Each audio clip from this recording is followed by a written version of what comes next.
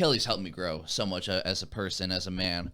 Like I said, I owe my one teacher a lot of what I've done now, but I owe a lot to Kelly. Like I said, she's the only person I've ever met that, as a child knows what she wants to do. She's worked towards it. So she showed me what hard work can lead to, what setting goals for yourself. Right. And she definitely works her ass off in everything. And I'm not quite at that level of it. Sometimes I get distracted. I, maybe get discouraged a little bit and hold back.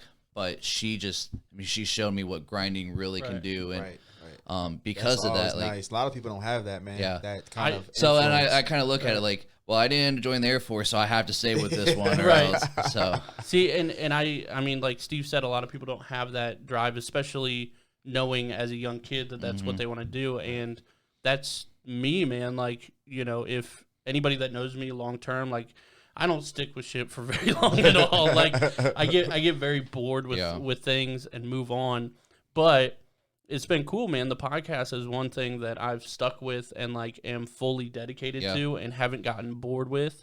I've gotten maybe frustrated here or there, but that's just natural. Part of learning. right, I see the growth just with the like knowing you from the podcast, the growth of the first time I was at Steve's house and we had that was wild.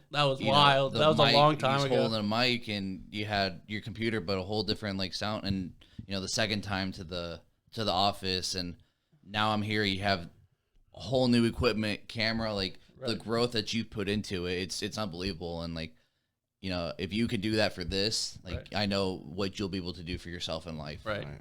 Yeah, I'm just trying to like, pay my bills with the podcast. So but honestly, like if you get to that point, whenever you do, you're gonna be so much happier talking about your life, making money for it, than doing whatever else you want to do. Exactly. And if you get to that point, it's because you worked hard. You pushed your podcast, you promoted it, you did everything you had to, and that's great, dude. Well, that's why you guys need to Patreon, double your stuff. I'm gonna double mine tonight, $10 from me going forward. Shit, and you all need to do it. I challenge you all to do it. Well, we appreciate that. Patreon.com/AveragAF But yeah, man, like I've never had, and this is so weird to say. A lot of people are gonna like kind of be like, what the fuck? But I've never had goals like in my life. Like I really never did. That's exactly what just went through my head. Right.